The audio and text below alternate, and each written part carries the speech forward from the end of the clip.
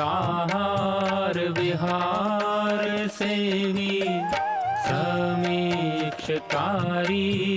विषये स्वसप्तः दाता समः सत्यपरः क्षमावान् आप्तोपसेवी च भवत्यरोगः।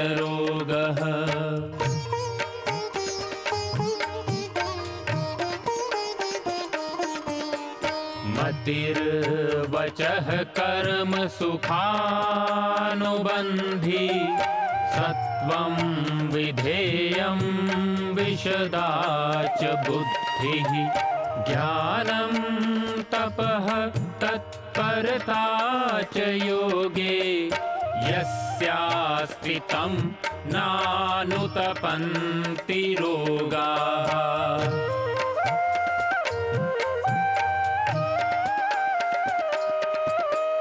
योगेन चित्तस्य पदेन वाचां मलं शरीरस्य च वैदिकेन योपाकरोतं प्रवरं मुनीनां पतञ्जलिं प्राञ्जलिरानतोऽस्मि पतञ्जलिं प्राञ्जलिरानतोऽस्मि पतञ्जलिं प्राञ्जलिरानतोऽस्मि।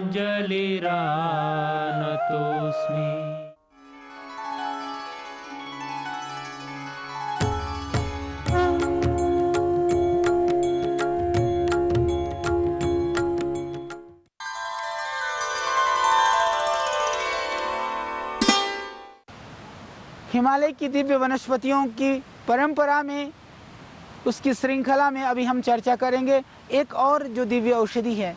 हालांकि आज इस औषधि को जम्मू कश्मीर से लेकर के हिमाचल और उत्तराखंड के अंदर, हिमालय क्षेत्रों के अंदर बहुत मात्रा में उगाया भी जाता है, जिसका वर्णन आयुर्वेद के बहुत प्राचीन ग्रंथों के अंदर बहुत मिलता है।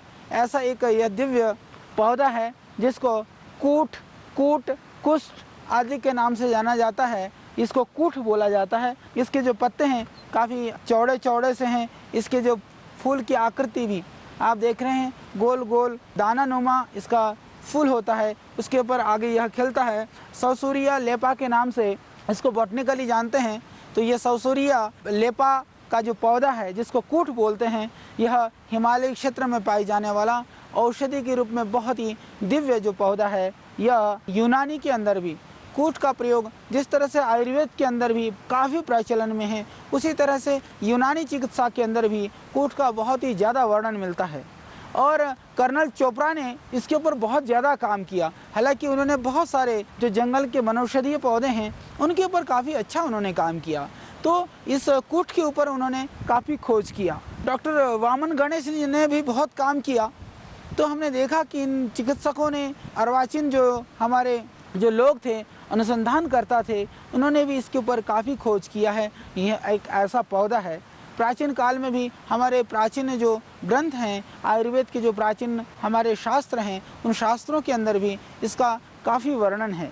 और आयुर्वेद के ग्रंथों के अंदर इसको बहुत ही कामोद्दीपक माना गया है। तो इसको यदि इसको पाउडर करके और उसको यदि किसी तेल में या फिर मक्खन आदि में मिला करके भी शरीर में मलते हैं तो उससे जो स्नायु की जो शक्ति है, रक्त संचार है, वो बहुत बढ़ जाता है।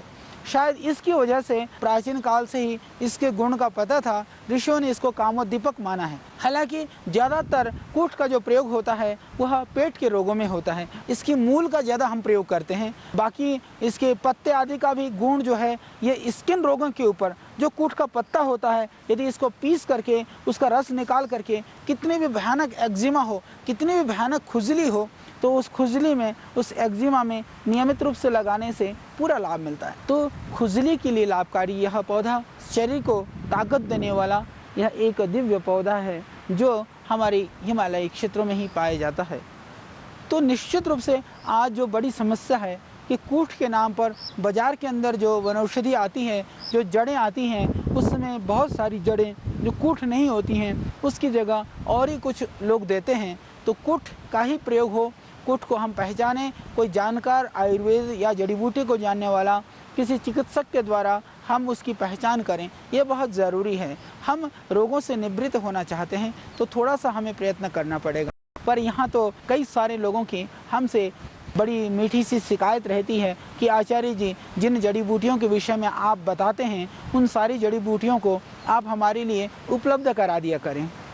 तो मैं एक बात निवेदन करना चाहता हूँ कि देखिए, जितना बन पाता है आपकी सेवा के लिए हम उतना कार्य करते हैं, उतनी सेवा करते हैं, उतना प्रयत्न रहता है। प्रभु की इच्छा हुई और हमारे पास और साधन संसाधन उपलब्ध हो गए तो एक समय आएगा उन सारी दिव्य औषधियों को हम आप तक पहुंचा सकेंगे। अभी तो हमने दिव्य फार्मेसी के माध्यम से, पतंजलि आयुर्वेद के माध्यम से कुछ औषधियों का निर्माण, उसके अंदर लगभग 200 औषधियों का निर्माण करते हुए हम आप तक उन औषधियों को पहुंचाने का प्रयत्न कर रहे हैं। उन गुणवत्ता युक्त औषधियों को निर्माण करना, उनको लोगों तक पहुंचाने का जो महत भागीरथीपूर्ण कार्य है, वो भी श्रद्धेय स्वामी जी के आशीर्वाद से निरंतरता से उत्तर वृद्धि को प्राप्त है। यह आप सभी लोग जानते हैं, देशवासी सभी भाई बहन इस विषय को अच्छी तरह से जानते हैं। तो मैं बता रहा था इस कूट पौधे के संदर्भ में, यह पौधा हिमालय क्षेत्र में ही पाया जाता है। यह काफ़ी हाइट में होता है, 8-9 हज़ार फीट की हाइट में ये कूट का पौधा उपलब्ध होता है। बहुत ही ज़्यादा जैसे किसी को सर्दी लग जाए या बहुत ज़्यादा कफ की शिकायत हो या उससे शरीर के अंदर रोग प्रतिरोधक क्षमता की जब बहुत ज़्यादा कमी हो जाती है, उस स्थिति में जो कूट का पाउडर है वह गर्म पानी से, दूध से या शहद से दिया जा सकता है। तो यह एक बहुत ही लाभकारी पौधा है। कूट का सेवन जो हाई बीपी के रोगी हैं उनको थोड़ा कम करना चाहिए। बाकी जो लो बीपी के शिकार हैं उनके लिए यह बहुत ही अमृत तुल्य है। कूट को मंगाइए, जड़ को मंगा करके आप पाउडर कर लें। पाउडर करके लगभग 1 ग्राम से 2 ग्राम की मात्रा में प्रातः सायं आप दूध से, गुनगुने पानी से या शहद मिला करके शहद के साथ आप सेवन कर सकते हैं। और विशेष करके कूट का जो एक बहुत ही चमत्कारिक प्रभाव जो हमने पाया, हमने प्रयोग किया, मैं आपको निश्चित रूप से बताना चाहूँगा। वह प्रयोग है, जिन माताओं बहनों को पीरियड्स के समय पर बहुत परेशानी होती है, दर्द होता है, तो दर्द युक्त मासिक धर्म में जब पीरियड के समय, मासिक धर्म के समय पर बहुत पीड़ा होती है, तो उन माताओं बहनों को हालांकि हम लोग बनी बनाए एक औषधि देते हैं, उसका नाम है रजः प्रवर्तनी वटी। उससे भी पूरा लाभ मिलता है। कई बार सभी लोगों को वह पूरा लाभ नहीं दे पाती है औषधि। उस समय पर आप यह कूट का पाउडर यदि 1 ग्राम लगभग सुबह, 1 ग्राम शाम को गर्म पानी से पीरियड के 10-15 दिन पहले शुरू कर दें तो इससे बहुत लाभ होता है, बहुत ही लाभकारी है। पर इतना ज़रूर आप ध्यान रखें कि जब कूट आप लेने के लिए जाएं पंसारी के यहाँ तो वह जड़ खराब ना होनी चाहिए, अच्छी जड़ होनी चाहिए। और कूट है यह निश्चित रूप से आप किसी आयुर्वेद या जड़ी बूटी जानने वाले से पता जरूर कर लें। तो मासिक धर्म की पीड़ा में, अनियमित मासिक धर्म में, जिनको पीरियड्स रेगुलर नहीं होते, इरेगुलर पीरियड के लिए भी यह बहुत ही कारगर है, बहुत ही लाभकारी है। और इसी तरह से जिन पुरुषों को बहुत ही ज़्यादा धातु क्षीणता है, बहुत ज़्यादा कमजोरी है, किसी भी तरह से उनका जो गारस्थ धर्म है ठीक से नहीं निभ पा रहा है, उन लोगों के लिए भी यह बहुत ही कारगर है। इसके विषय में हमारे आयुर्वेद के ग्रंथों में हालांकि दर्द निवारक औषधियों में इसकी गणना की गई है। अर्थराइटिस के रोगी को भी आप इसका सेवन करा सकते हैं। हम लोग जैसे एक वातारी चूर्ण के अंदर या दर्द के लिए हम लोग बोलते हैं हल्दी, मेथी, सौंठ। तो हल्दी, मेथी, सौंठ के साथ थोड़ा सा मिला लें अश्वगंधा, और उस अश्वगंधा के साथ थोड़ा सा मिला लें आप कूट। इसको मिला करके यदि चूर्ण का सेवन करते हैं तो इससे किसी भी तरह का जो दर्द है, पेट का दर्द हो चाहे शरीर का दर्द हो, तो उसमें यह बहुत ही लाभकारी है। डॉक्टर वामन गणेश देसाई ने विशेष करके इसका जो प्रयोग है वो कृमि रोगों में किया। तो कृमि रोग के लिए ऐसा माना गया है कि यह बहुत ही उपयुक्त और कारगर औषधि है। हालांकि आयुर्वेद के अंदर वायुविडंग का प्रयोग हम लोग ज़्यादा करते हैं क्योंकि कूट हिमालय क्षेत्र में पाई जाता है और इतनी मात्रा में नहीं प्राप्त होता है। पर मैं ये ज़रूर कहना चाहूँगा कि वायुविडंग से भी ज़्यादा कारगर है कूट का प्रयोग कृमि रोग के लिए। चाहे वो छोटा बच्चा है, पेट के अंदर कीड़े पड़ जाते हैं, या बड़ा है, तो उन सब के लिए कूट का प्रयोग आप निर्भयता के साथ कर सकते हैं। इतना ज़रूर ध्यान रखें क्योंकि यह शरीर को उत्तेजित करता है। तो जो इसकी जो मात्रा है वो थोड़ी सी आप अपने शरीर की प्रकृति के हिसाब से निर्धारण करें। जैसे कि मैं बार बार बताता हूँ हमारा प्रयत्न यह रहता है कि आपके लिए जो निरापद औषधियाँ हैं, जो गुणकारी वनौषधियाँ हैं, उनको हम आपको बताएं और जिनके ऊपर ज़्यादा आपको सावधानी ना करनी पड़े, ऐसे प्रयोग मैं आपको बताऊं। तो कहीं कहीं कुछ औषधियों को लेकर के थोड़ी सी सावधानी की आवश्यकता होती है, उसका पालन आप ज़रूर करें, क्योंकि हमारा लक्ष्य आपको रोग को दूर करना है, आपकी परेशानी को दूर करना है। हमारा लक्ष्य हम अपने समाज को स्वस्थ कैसे बना सकते हैं, अपने देश को स्वस्थ कैसा बना सकते हैं, यह हमारा प्रयत्न है।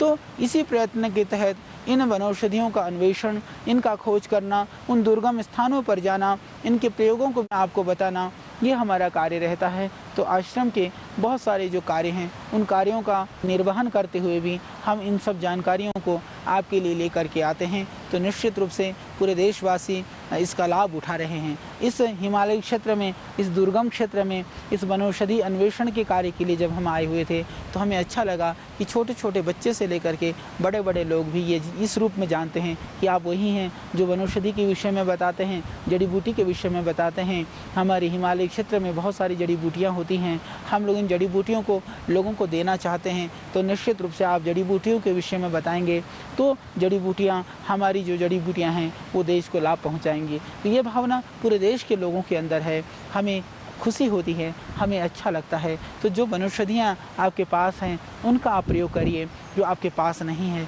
वो जहाँ से उपलब्ध होती हैं आप वहाँ से मंगाइए। इससे देश की जो इकोनॉमी है, हमारे देश की जो संपदा है वो हमारे देश में ही रह जाएगी। जो ग्रामीण क्षेत्र में, आदिवासी क्षेत्रों में, हिमालयी क्षेत्रों में, जंगल में रहने वाले लोग हैं, उन लोगों को इससे रोज़गार के साधन उपलब्ध होंगे और उससे आपको स्वास्थ्य मिलेगा। और निरापद वनौषधियों के सेवन से बड़े बड़ी जो व्याधियाँ हैं, बीमारियाँ हैं, आप उससे बचेंगे।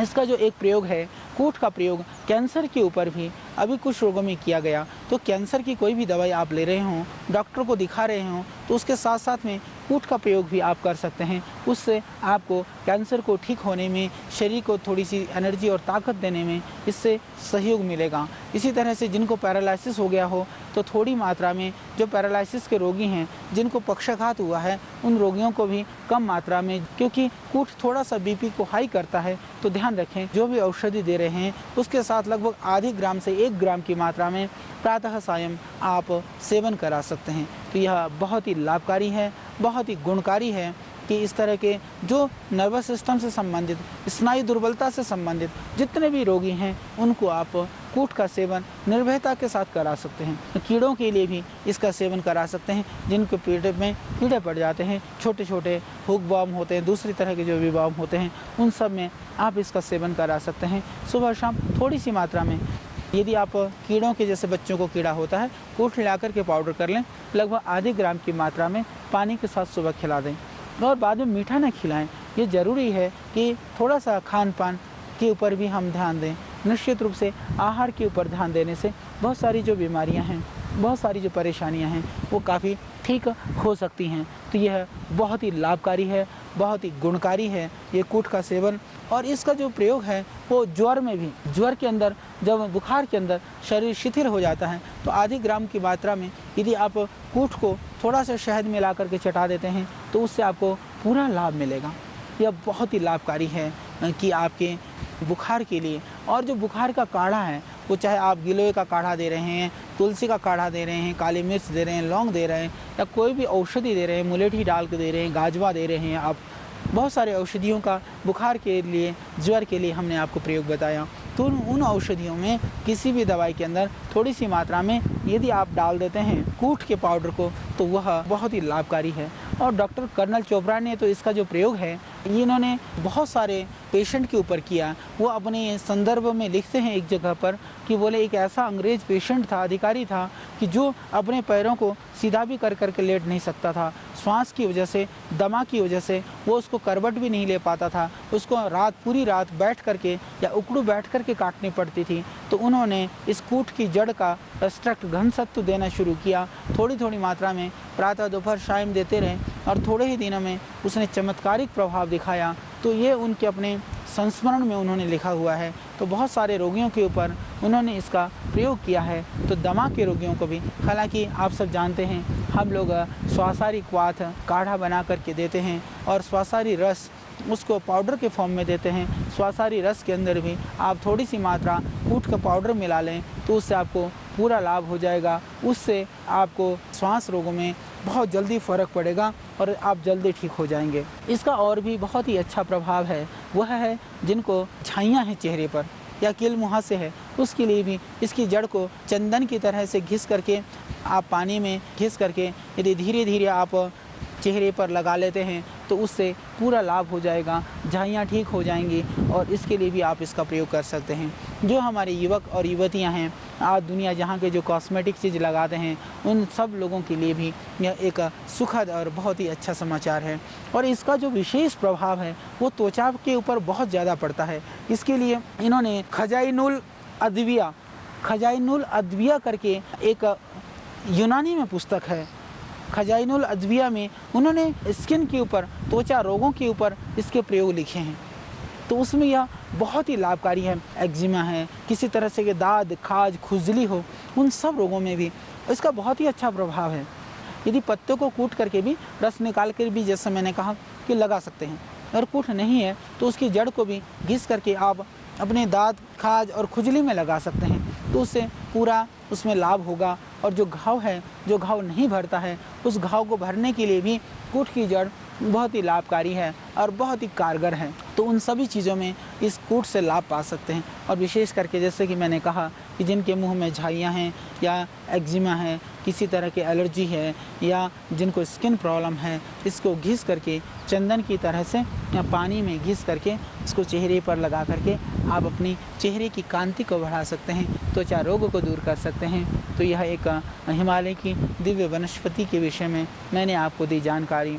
और भी इस तरह की दिव्य वनौषधियाँ, ये गंगोत्री क्षेत्र का पवित्र हिमालय क्षेत्र है, जहाँ पर यह दिव्य वनौषधियाँ जंगल में भी उगती हैं। और कुछ स्थानों पर कुछ वनौषधियों को कुछ लोगों ने लगाने का प्रयत्न किया है। तो जहाँ से भी जिस भी रूप में हमें ये वनौषधियाँ मिले, हम आपके लिए लेकर के हाजिर होंगे। ये वनौषधियाँ इतनी सहजता से यदि आपको मिलती हैं तो इसकी दिव्यता को आप न भूलें, इनकी दिव्यता को आप परखें, इनकी दिव्यता को आप अनुभव करें। तो यह निश्चित रूप से यह औषधियाँ आपको नया जीवन देंगे, आपको अपने रोगों से, परेशानियों से मुक्त करेंगे। तो इसके लिए इनका शरण हमें ज़रूर लेना चाहिए, इन वनौषधियों का आश्रय हमें ज़रूर लेना चाहिए। तो इनका आश्रय लेते हुए हम अपने आप को स्वस्थ बना सकें। शरीर माध्यम खलु धर्म साधनम, कि शरीर, धर्म आदि संसार के सभी साधनों का मूल साधन है। तो संसार के सभी संसाधनों को प्राप्त करने के लिए शरीर ठीक होना बहुत ज़रूरी है। तो आप अपने स्वस्थ शरीर, स्वस्थ मन, स्वस्थ विचार के द्वारा स्वस्थ देश का निर्माण कर सकते हैं, समृद्ध देश का निर्माण कर सकते हैं। तो आपके स्वास्थ्य के लिए, आपको निरामय बनाने के लिए ये हमारा प्रयत्न है। तो आप इस कार्यक्रम को देखते रहिए, आयुर्वेद की इन जड़ी बूटियों के विषय में अपने ज्ञान को बढ़ाते रहिए और इन औषधियों के प्रयोग के द्वारा आप अपने आप को समृद्धशाली बनाते रहिए। तो हम फिर और ढेर सारी जानकारियों को लेकर आपके बीच में होंगे अगले एपिसोड में। तब तक के लिए आप हमें दीजिए विदा। प्रणाम।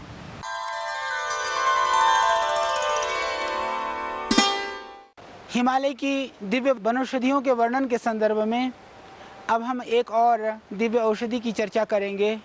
यह औषधि लगभग 8,000 से लेकर के 12-13 हज़ार फीट की ऊंचाई तक हिमालयी क्षेत्रों में लगभग सर्वत्र पाया जाता है और स्थानीय लोग भी इसके बहुत सारे प्रयोग करते हैं। और आप देख रहे हैं मेरे पास जिस वृक्ष के पास में मैं बैठा हुआ हूँ, यह क्षुप है, वृक्ष नहीं है। मूली की तरह से बड़ी बड़ी लंबी लंबी इसकी जड़ें होती हैं और बहुवर्षीय जड़ें होती हैं।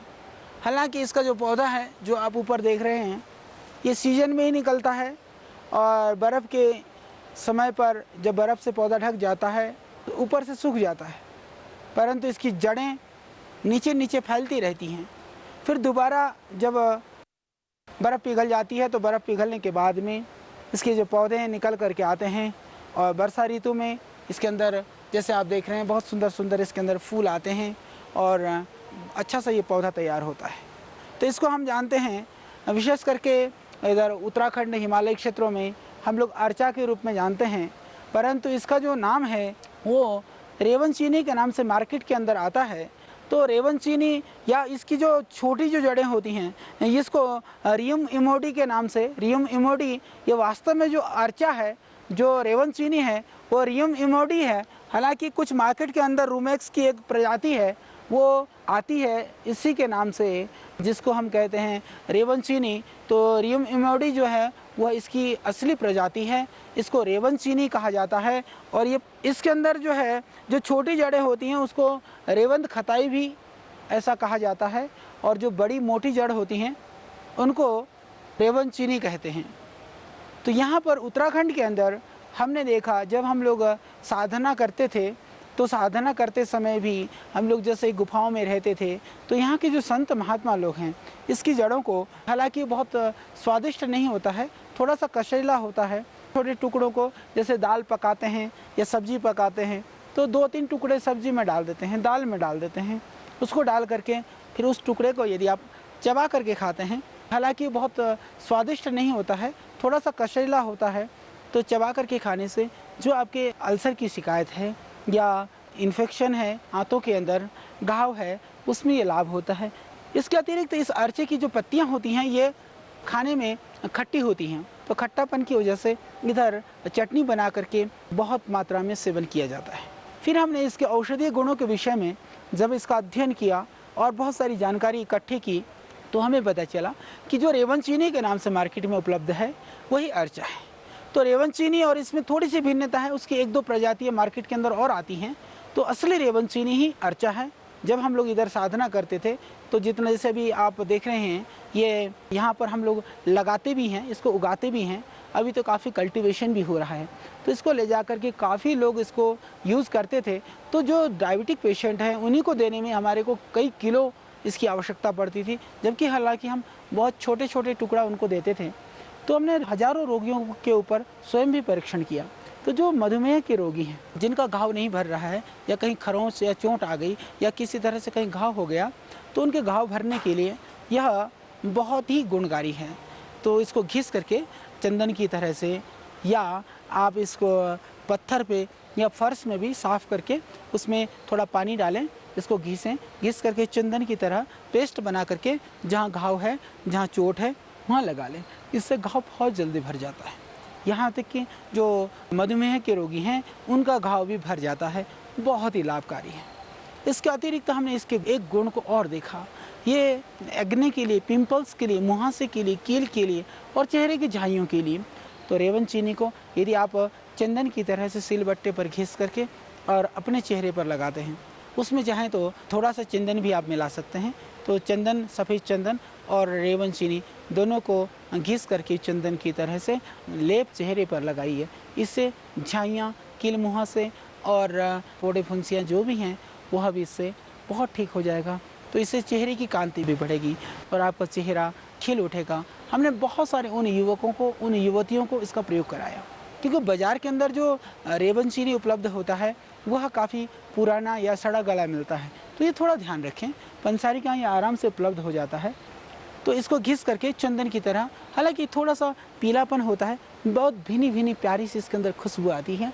यदि आप घिस करके इस रेवन चीनी को, या जिसको अर्चा बोलते हैं, इस अर्चा को यदि आप चेहरे पर लगाते हैं तो इससे चेहरे की कांति भी बढ़ेगी।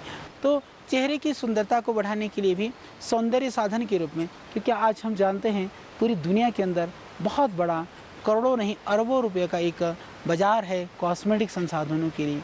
तो उन कृत्रिम जो संसाधन है उसकी जगह पर आप यदि रेवन चीनी को घिस करके चेहरे पर लगाते हैं और इससे आपकी चेहरे की सुंदरता भी बढ़ेगी। और कहीं पर भी फोड़े फुंसी हैं तो फोड़े फुंसी में भी आप इसका प्रयोग कर सकते हैं, बहुत ही यह लाभकारी है।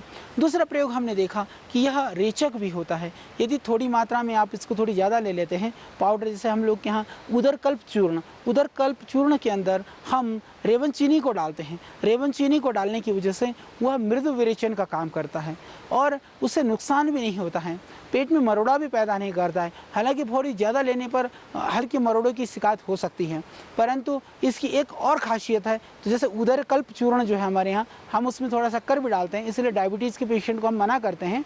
मृदु विरेचक है, उसको लेने से पेट साफ हो जाता है, कब्ज ठीक हो जाता है। हम सब जानते हैं कि देश के अंदर कब्ज एक ऐसी भयानक महामारी की तरह से फैली हुई बीमारी है जिसका समाधान भी नहीं है। बढ़ने के बाद में दूसरी बीमारियां पैदा हो जाती हैं तो हॉस्पिटलाइज हो जाता है, परंतु सामान्य कब्ज के लिए वो हॉस्पिटल भी नहीं जा सकता है, पर एक बीमारी को लेकर के वो मारा फिरता है। तो इस तरह के जो भयानक कष्ट है और परेशानी है उसके लिए यह बहुत सरल समाधान है। तो आप रेवन चीनी, जैसे आप उसमें सौंफ मिला दें, सौंफ, रेवन चीनी, हरड़ या त्रिफला का पाउडर, जैसे त्रिफले के अंदर भी यदि आप रेवन चीनी मिलाकर सेवन करते हैं तो ये मृदु विरेचन करता है, इससे पेट साफ हो जाता है। अच्छा, दूसरी जो बहुत बड़ी जो विशेषता है इसकी रेवन चीनी की, क्योंकि जो विरेचन के जितने भी चूर्ण होते हैं, पेट साफ करने वाले जितने भी चूर्ण होते हैं वो आंतों को नुकसान पहुंचाते हैं। उससे आप देखेंगे कि आंतों के अंदर एक तरह की खुश्की पैदा होती है, परंतु रेवन चीनी को लेने से आंतों के अंदर खुश्की पैदा नहीं होती है, कम खुश्की होती है। और इसकी जो खासियत है ये हीलर का काम करता है, ये हीलिंग करता है, जो आपके अंदर आंतों को, आंतों के घाव को, इन्फेक्शन को, पस मवाद वगैरह को, यदि आंतों के अंदर घाव वगैरह भी हो गया हो तो उसमें जो बहुत ही ज़्यादा एसिडिक प्रॉब्लम जिनको रहती है या जिनको बहुत ही ज़्यादा जैसे अल्सरेटिव कोलाइटिस वगैरह की शिकायत है या अल्सर की शिकायत भी है, तो उन रोगियों को भी आप रेवन चीनी का पाउडर करके आप आराम से दे सकते हैं। तो इस अर्चे के पाउडर से, इस रेवन चीनी के पाउडर से यदि आप 2-3 ग्राम की मात्रा में देते हैं और नियमित रूप से लेने से पेट भी साफ रहने लगेगा और आपकी जो अल्सर की शिकायत है वो भी ठीक हो जाएगी। और जिनको भयानक एसिडिटी बनती हो तो धनिया का पाउडर कर लें, 1 भाग धनिया, 1 भाग मिश्री और 1 भाग आप इस रेवन चीनी को, जिसको अर्चा भी बोलते हैं, इसका पाउडर करके और आप इसको खाली पेट प्रातः सायं गुनगुने पानी से या ताज़े पानी से भी ले सकते हैं। इससे जो बहुत ज़्यादा हाइपर एसिडिटी है वो भी दूर हो जाती है, इससे पेट भी साफ़ हो जाता है। हाँ, जिनको दस्त लगे हुए हों और एसिडिटी की भी शिकायत हो, उस स्थिति में इसका सेवन नहीं करना चाहिए क्योंकि ये विरेचन का काम करता है। जिनको आर्टिकेरिया है, शीतपित्त, जिनको दाफड़ से पड़ जाते हैं, फोले से हो जाते हैं शरीर के अंदर, उसके लिए भी ये बहुत ही लाभकारी हैं, बहुत गुणकारी हैं। तो रेवन चीनी जैसे 2 ग्राम ले लीजिए, 2 ग्राम मिश्री ले लीजिए, पाउडर करिए और सुबह शाम ताज़े पानी से आप ले लीजिए, उससे बहुत ही लाभ होगा। और इसकी एक और विशेषता है कि यह मल को तो साफ करता ही है, मल के साथ साथ में यह मूत्र को भी बहुत लाता है, ये मूत्रल भी है। तो जिनको कम पेशाब होता है, रुक करके पेशाब होता है, जो प्रमेह के रोगी हैं, जो धातु रोग के रोगी हैं, उन लोगों के लिए भी यह लाभकारी है। तो इससे किडनी के ऊपर भी अनुकूल प्रभाव पड़ता है, ये किडनी के लिए भी बहुत ही लाभकारी है। यह थोड़ा गर्म है, इसकी जो प्रकृति है गर्म है, क्योंकि गर्म चीज़ें एसिडिटी को बढ़ाती हैं, ये गर्म होता हुआ भी यह एसिडिटी को ख़त्म करती है, यह इसकी बहुत बड़ी विशेषता है।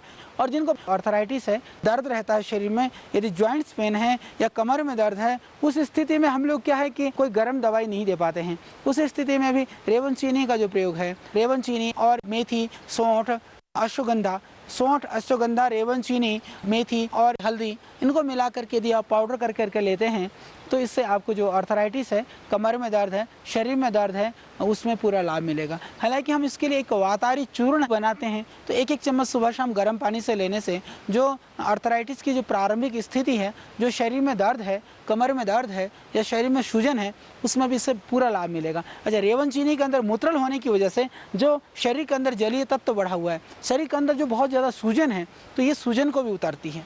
तो उस सूजन को उतारने के लिए भी ये बहुत ही कारगर है। तो ये एक रेवन चीनी, ये अर्चा का जो पौधा है वो भरपूर औषधीय गुणों से परिपूर्ण है और हिमालय क्षेत्र के अंदर जो पाई जाने वाली जो दिव्य वनौषधियाँ हैं उनमें से यह उपलब्ध एक निरापद और एक बहुत ही दिव्य गुणकारी औषधि है।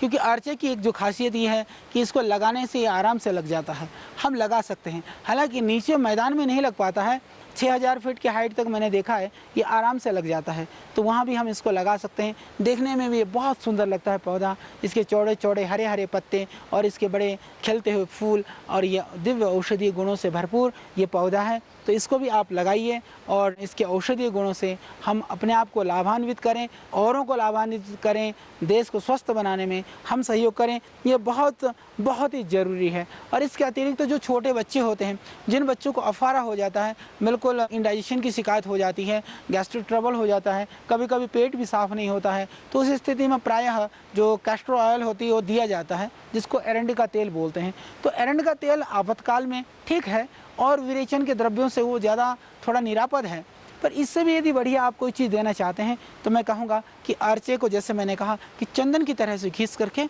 अर्चा को घिसिए, घिस करके फिर आप थोड़ा सा उसमें शहद मिलाइए और बच्चे को चटा दीजिए। छोटा बच्चा, दूध पीता हुआ बच्चा, 2 महीने का है, 3 महीने का है, 1 महीने का है, 10 दिन का है, आप निरापद रूप से इसका सेवन करा सकते हो।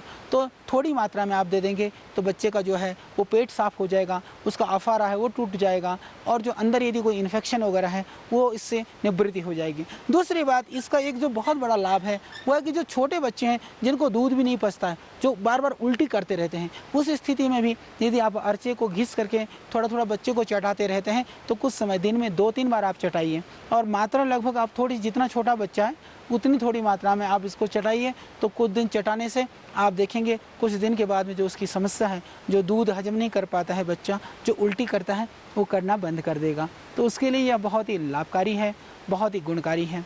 चाहे छोटे बच्चे की पेट की समस्या है, चाहे बड़े बुजुर्गों की, चाहे वो डायबिटिक पेशेंट हो, चाहे वो अल्सरेटिव कोलाइटिस के हों, चाहे अल्सर के हों, चाहे वो हाइपर एसिडिटी के हों, चाहे लीवर की कोई भी प्रॉब्लम है, इसमें लीवर सिरोसिस में भी, क्योंकि ये घाव को भरता है, किसी भी तरह के अंदर घाव है, सूजन है, अच्छा ये ग्रोथ को भी रोकता है, किसी तरह से लगता है कि कैंसर वगैरह होने की चांसेस हैं, उस स्थिति में भी, प्रारंभिक स्थिति में इसका आप सेवन करा सकते हैं। ये कैंसर को भी रोकने में कारगर है। हालांकि कैंसर बढ़ने के बाद में ग्रोथ को मैंने ऐसा अनुभव नहीं किया कि इसने रोका हो, परंतु जो इन्फेक्शन अंदर हो जाता है कि डॉक्टर कहता है अभी तो तुम्हारा अल्सर इतना बढ़ गया है, अभी तो आंतें काटने पड़ेंगे, इस तरह के बहुत सारे पेशेंट इससे ठीक हुए हैं।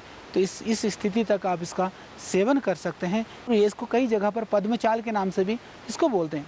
हालांकि रेवन चीनी के नाम से पूरे देश में जाना जाता है, तो पद्मचाल भी इसी का ही नाम है। तो इसका कुछ पहाड़ी क्षेत्रों में पद्मचाल के नाम से इसको जानते हैं।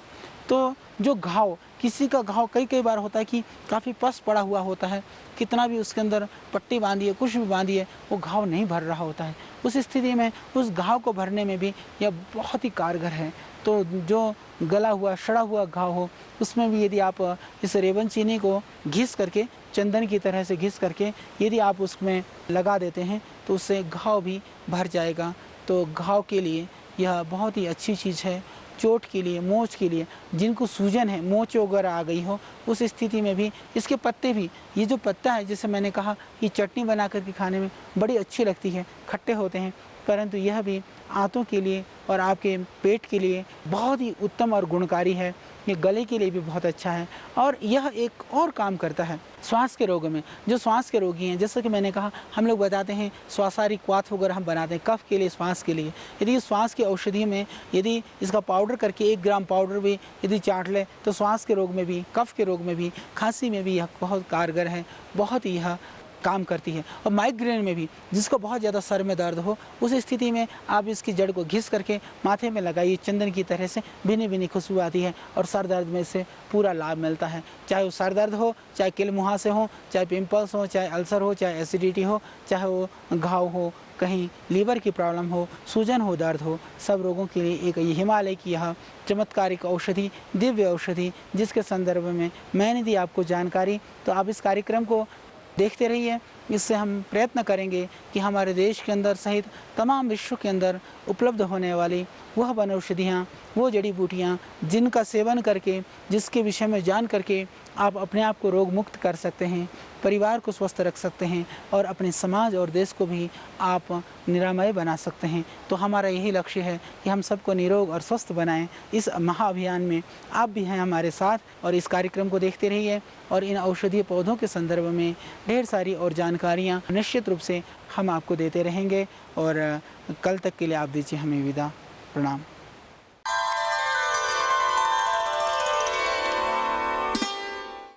यह संपूर्ण हिमालय, यहाँ पर जो वनौषधियाँ हैं, इनकी जो दिव्यता है, उन दिव्यता को हम शब्दों से नहीं बांध सकते। उन वनौषधियों के गुणों को भी हम संपूर्णता से वर्णन नहीं कर सकते। पुनरअपि हमारा पूरा प्रयत्न है कि किसी भी तरह से हो सके हम इन वनौषधियों का पहचान कर, इनके गुणों के संदर्भ में बहुत सारी जानकारियों को इकट्ठा करके हम आपके बीच में पहुंचाएं। इसके लिए हमने चुना है इस हिमालय क्षेत्र को, जहां पर भी, जिस भी क्षेत्र में जो वनौषधियाँ होती हैं, वहीं जाकर के उन औषधियों के विषय में बहुत सारी जानकारियाँ हम इकट्ठी कर रहे हैं, बहुत सारी उन औषधियों को पहचान कर रहे हैं और उन गुणों को हम प्रयत्न कर रहे हैं कि आप तक पहुँचाए जाए। कई बार बहुत ही आपकी भावना से भावातीत एक होकर के आप उन औषधियों का वर्णन को पढ़ते हैं और आप सुनते हैं, फिर आपको लगता है कि ये औषधियाँ हमारे पास में होनी चाहिए। कई बार ऐसा होता है कि उन औषधियों को हम आप तक नहीं पहुंचा पाते हैं। उसके लिए भी हमारा प्रयत्न है कि हिमालय क्षेत्र में पाई जाने वाले वनौषधियों का हम हिमालय क्षेत्र में एक उसका संग्रहण करें, एक विशाल एक औषधि उद्यान हम बनाएं। इसी तरह से जो नीचे मैदानी क्षेत्र में पाई जाती हैं उन औषधियों में से बहुत सारी जड़ी बूटियाँ आज पतंजलि योगपीठ के औषधि उद्यान जो हमारी जो हर्बल गार्डन है, हर्बल वाटिका है, उसके अंदर आज उपलब्ध हैं। तो इन वनौषधियों के विषय में जिस तरह से आपकी अभिरुचि जगने पर आपके मन में ये भाव जागृत हो रहा है कि ये औषधियाँ हमें उपलब्ध होनी चाहिए, तो यही भाव भगवान करें और बलवती हो और जागृत हो, जिससे कि लोगों को लाभ तो मिले ही, साथ साथ में इन औषधियों को भी, इन वनस्पतियों को भी संग्रहण करने के लिए एक कोई स्वरूप इस देश के अंदर तैयार हो। हमारे अंदर एक इन वनस्पतियों को लेकर के जो एक भाव है, एक अंदर से एक जिज्ञासा है, उस जिज्ञासा को हम इन वनस्पतियों के पास जाकर के, इन औषधियों के पास जाकर के पूर्ण कर रहे हैं। और आपके लिए इन वनौषधियों को आप तक पहुंचाने का हमने बीड़ा उठाया है। आस्था चैनल के माध्यम से श्रद्धेय स्वामी रामदेव जी महाराज ने योग को जिस तरह से जन जन तक पहुंचाया है, उसी तरह से यह आयुर्वेद, ये जड़ी बूटी विज्ञान भी मनुष्य मात्र के लिए एक साधन बने, लोग इसका लाभ उठाएं, इसके लिए हमारा प्रयत्न है। आज जिस दिव्य वनस्पति के विषय में, जिस औषधि के विषय में मैं बताने जा रहा हूँ आपको, इस औषधि को यहाँ पर ममीरा और ममीरी दो शब्द हैं। ममीरा उसके पुरुष जो प्रजाति है उसको कहा जाता है, ममेरी उसकी स्त्री प्रजाति को कहा जाता है। परंतु यदि बॉटनिकली आप देखते हैं तो जो कॉप्टिस तीता है, कॉप्टिस तीता की ही दोनों प्रजातियां हैं और दोनों ही पौधे के अंदर, हालांकि एक और इस तरह का एक पौधा होता है जो जंगलों में बहुत पाया जाता है, उसमें और इसमें फ़र्क यही है कि यदि आप उसको सूंघेंगे तो उसके अंदर बहुत उग्र गंध होगा, पर ममीरा या ममीरी का जो पौधा होगा उसके अंदर कोई गंध नहीं होगा। यह इसकी एक पहचान है। दूसरी चीज़, इसकी जो जड़ होगी, यह आप देख रहे हैं 4-6 इंच जो जड़ है वो पीली मिलेगी आपको। ये आगे तक पीली होती है, फिर छोटी छोटी इसके अंदर लताएं होती हैं और इसकी जो पुष्प की जो आकृति है आप देख रहे हैं, मेथी के फूल की तरह से 5-5 इसके अंदर छोटे छोटे से दाने निकलते हैं। इसके द्वारा हम इसकी पहचान करते हैं। यह एक ऐसा पौधा है जो वर्षा वाले जंगलों से लेकर के नीचे की जो समुद्र सतह से, जैसे हरिद्वार के जंगलों में ये मिलने शुरू हो जाती है और ये गंगोत्री से भी ऊपर हम इन हिमालयों की चोटी पे बैठे हुए हैं, तो यहाँ इस क्षेत्र में भी यह ममीरे का पौधा काफ़ी मिल जाता है। हालांकि हमने देखा है कि औषधीय गुण के रूप में यदि आपको प्रयोग करनी हो तो जितनी ऊंचाई की वनस्पतियाँ हैं वो ज़्यादा कारगर हैं। संभवतः यहाँ की जलवायु की शुद्धता और यहाँ की वातावरण की शुद्धता इसमें कारण हो तो इसके अंदर औषधीय गुण ज़्यादा हैं। और हमारे यहाँ के लोगों में ऐसा प्रचलन में है, बुजुर्ग लोग भी कहते हैं, तो क्या तू उसका ममीरा निकालेगा? ममीरा निकालने का अर्थ है कि क्या तू इतनी सार तत्व वाली कोई चीज़ निकालेगा? तो वास्तव में ममीरे का बहुत हमारे यहाँ वर्णन है, प्रचलन में है। आम बोलचाल की भाषा में भी हम ममीरे वाली बात करते हैं। तो ममीरा क्या है? ममीरा वास्तव में हमने देखा कि जो यह कॉप्टिस तीता की प्रजाति है, ये कॉप्टिस तीता, ये बॉटनिकली हम कहते हैं इसको। ममीरा और ममीरी दो भेद में भी मैंने देखा कि स्त्री और पुरुष भेद ही इसमें आया है, हाइट के हिसाब से और इसके थोड़ा सा बाह्य स्वरूप के हिसाब से थोड़ी सी भिन्नता है। बाकी कंद में, जड़ में बहुत फ़र्क नहीं है। और इसका जो प्रयोग है आयुर्वेद के हिसाब से ये आँखों के लिए बहुत ही उत्तम औषधि मानी गई है। ऐसा कहते हैं कि यदि ममीरा उपलब्ध हो जाए तो कोई भी बीमारी हो, आँख से संबंधित किसी भी तरह की कोई भी समस्या हो, वो कभी रह ही नहीं सकती है। तो ममीरा क्योंकि इतनी मात्रा में उपलब्ध नहीं होता है, मैंने देखा कई बार हम लोगों के पास तक कहते जी ये असली ममीरा है कर कि कुछ औषधियों के जो टुकड़े हैं वो बिकने के लिए या कई लोग हमें देने के लिए लेकर के आते हैं। और इसके संदर्भ में मैंने यही सुना कि वनस्पतियाँ काफ़ी नकली बाज़ार में मिलती हैं, हम सबको पता है। तो इसको हमें सावधानी पूर्वक आप पंसारी के यहाँ से, जिससे आप औषधि लेते हैं, वहाँ से भी आप विश्वसनीय लोगों से पहचान करके आप खरीदें, या आप किसी जड़ी बूटियों के विषय में जानकार व्यक्ति के साथ पहले पता करके उस औषधि की पहचान करा लें, ये बहुत ज़रूरी है। कई बार क्या होता है कि जो गुणकारी औषधियाँ होती हैं, औषधियाँ गुणकारी हैं, परंतु जिस औषधि को आप खरीद करके लेकर आते हैं वो औषधि वास्तव में वो चीज़ नहीं होती है जो चीज़ आप समझ करके लाते हैं, या जो बहुत पुरानी औषधि होती है तो वह भी इतनी कारगर नहीं होती है। तो ये सारी स्थितियों में कभी कभी ऐसा हो जाता है कि वो वनस्पतियाँ जो हमें चाहिए होती हैं वो हमें नहीं मिल पाती हैं, तो जो गुण, जो उसका जो लाभ हमें मिलना चाहिए वो लाभ हमें नहीं मिल पाता है। इसके लिए भी हम सावधानीपूर्वक उन औषधियों को हम संग्रह करें। तो हमारा भी प्रयत्न यही है कि आपको शुद्ध औषधियाँ हम उपलब्ध कराएँ। तो ममीरा जो है पहाड़ी क्षेत्रों में, जैसे उत्तराखंड में, हिमालय में, जम्मू कश्मीर में, आसाम वगैरह में भी, ये जंगलों में बहुत होता है ममीरा। ये आँखों के लिए बहुत ही उत्तम औषधि मानी गई है। तो आँख में लाली हो, आँख का फूला हो, आँख में कम दिखाई देता हो, आँख में किसी भी तरह का इन्फेक्शन हो, इसको घिस करके फिर आँख में अंजन किया जाता है। आँख में अंजन करने से यह आँख की जो समस्या है ये ममीरी दूर करती है। ममीरा को बहुत ही गुणकारी माना गया है। ऋषियों के द्वारा अनुभूत, प्रामाणिक और पूरे देश में जड़ी बूटियों के जानने वाला हर व्यक्ति जानता है कि ममीरा आँख के लिए एक रामबाण औषधि है। कभी कभी तो हमें इस तरह से लगता है कि जब किसी वनस्पति के विषय में, किसी औषधि के विषय में बताने बैठते हैं तो मानो ऐसा लगता है कि वनस्पति स्वयं ही ये कहने लगती है कि मैं इन गुणों के लिए उपयुक्त हूँ, आप इन गुणों को हमें लेकर के आप चर्चा करें। दूसरी बार मुझे ऐसा प्रतीत होने लगता है कि जब हम इन वनस्पतियों की बात करते हैं तो मुझे ऐसा लगता है कि हमारे देश के अंदर एक रोग से पीड़ित न जाने लाखों संख्या के लोग हैं। तो यदि एक वनस्पति को एक रोग के लिए भी हम प्रयोग करना शुरू कर दें तो न जाने हमारे देश के उन तमाम लाखों लोगों को पूरा लाभ मिल सकता है। यह एक बहुत ही बड़ी बात हो सकती है, देश के लिए बहुत लाभकारी हो सकता है। तो हमारा तो प्रयत्न है कि हम एक औषधि को लेकर के सिर्फ एक ही गुण नहीं, अपितु तो उस औषधि के अंदर विद्यमान ऋषियों के द्वारा जो प्रचलित जितने भी जो चीज़ें हैं उन चीज़ों को, गुणों को हम आपको बताएं। इसीलिए हम उन गुणों को बताते हैं और ज़्यादा रोगों में दोनों तरह से आपको लाभ मिल सके। एक तो वह कि यदि आपके पास एक औषधि है तो किस तरह से आप बहुत सारे रोगों में लाभ ले लें, या आपके पास बहुत सारी वनस्पतियाँ हैं तो किस तरह से एक रोग के ऊपर भी आप लाभ ले सकते हैं। तो दोनों तरह से हमारा प्रयत्न है। तो मैं बात कर रहा था इस ममीरा के विषय में। तो ये ममीरा आँखों के लिए बहुत ही उत्तम है।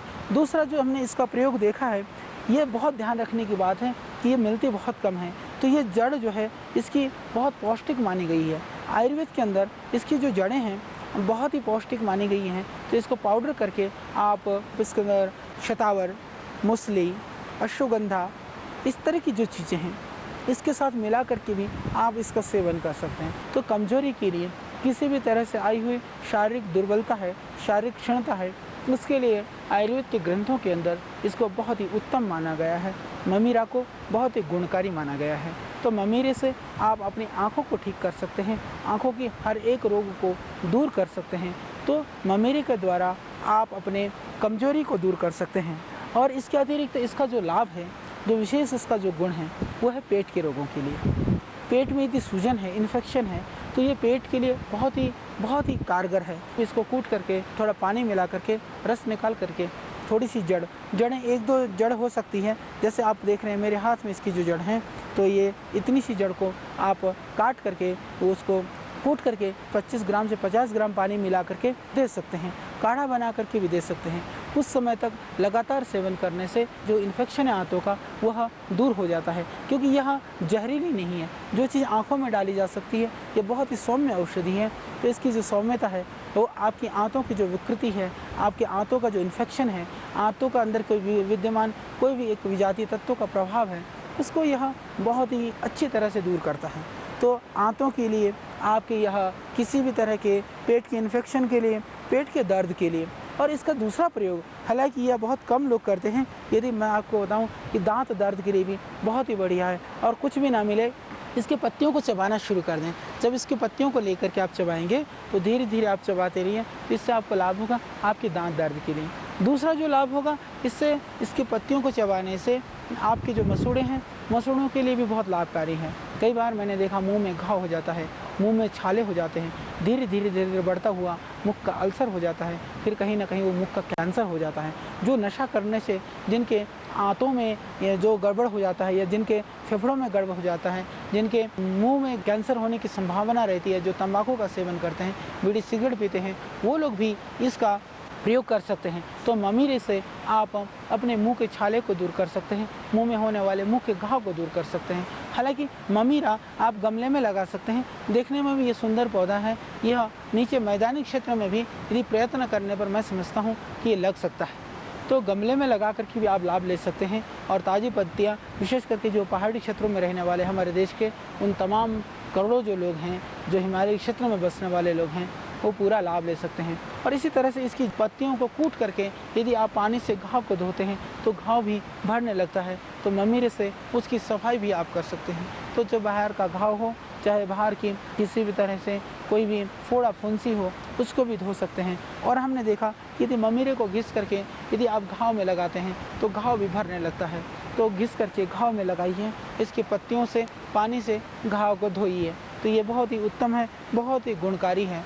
और इसका और एक और प्रयोग, किसी भी वजह से, किसी भी कारण से यदि आपको बुखार रहता हो या थोड़ा सा जो मंद जोर रहता हो, उन मंद जोर के रोगियों को भी ये ममीरा बहुत ही कारगर है। तो आपको थोड़ी सी जड़ को कूट करके पानी में उबाल लीजिए, इसके साथ 1-2 दाने काली मिर्च डाल लीजिए, 2-3 पत्ते तुलसी, 1-2 लौंग डाल करके आप उबाल करके इसको पी सकते हैं। तो आप प्रातः सायं यदि आप नियमित रूप से पीते हैं तो कितना भी पुराना जो जीर्ण ज्वर है, जो पुराना बुखार है, वो ठीक हो जाता है। तो ये बहुत ही उत्तम है, बहुत ही गुणकारी है। तो मैंने आपको बताया कि यह जो ममीरा है, जिसको हमारे देश के अंदर आँख के रोग के लिए बहुत मुरीद मानी जाती है, वो सिर्फ आँख के रोगों के लिए नहीं है, अपितु यह आपके संपूर्ण शरीर के लिए है। यह आपके दांतों के लिए बहुत कारगर है, यह आपके मसूड़ों के लिए बहुत अच्छा है। ममीरा आपके लीवर में भी बहुत अच्छा काम करता है। जिनका बिलिरुबिन बढ़ा हुआ है, जिनको जॉन्डिस है, यदि इसका काढ़ा बना करके सुबह शाम पिलाया जाए तो निश्चित रूप से उसमें भी इससे फ़र्क होता है। तो ये हिमालय में प्राप्त होने वाली ये दिव्य वनौषधियाँ हैं, दिव्य वनस्पतियाँ हैं। न जाने इस तरह की हजारों वनस्पतियाँ इस हिमालय के क्षेत्र में बिखरी हुई हैं, फैली हुई हैं। इसको लेकर के एक योजनाबद्ध ढंग से, सुनियोजित ढंग से कार्य करने की आवश्यकता है। तो मैंने आपको बताया इसका एक और लाभ है, जिनको पिंपल्स हैं, चेहरे पर दाने हैं, तो चेहरे के दानों के लिए इसको घिस करके अपनी झाइयाँ में अपने चेहरे पर लगा सकते हैं, उससे भी इसमें निश्चित रूप से फ़र्क पड़ेगा। तो ये ममीरा वास्तव में आपको यह बहुत ही आपकी सुंदरता को बढ़ाएगा, आपके रोगों को दूर करेगा, आपके पेट के रोगों को, आपके किसी भी तरह के आँख के संदर्भ में जो रोग हैं उसके रोगों को, और कमजोरी के लिए भी ये बहुत ही बढ़िया है, बुखार के लिए भी बढ़िया है, दांत दर्द के लिए भी बढ़िया है। तो आइए इन वनस्पतियों को हम पहचानें, इन वनस्पतियों के विषय में हम जानें और इनका उपयोग करें, औरों को भी इसके लिए हम प्रेरित करें। हमारा यही प्रयत्न है और आप इस कार्यक्रम को देख करके लाभ उठाइए। और भी जो जानकारियां हैं औरों को भी आप दीजिए, और हम प्रयत्न करेंगे कि वनौषधियों से संदर्भ में प्रामाणिक और सही जानकारी आप तक पहुंच सके।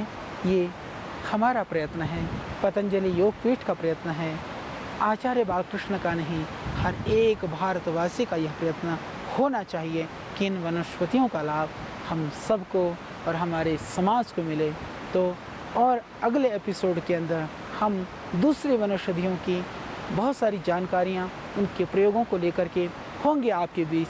तब तक के लिए आप हमें दीजिए विदा और प्रतीक्षा कीजिए और अगली दिव्य वनौषधियों के लिए।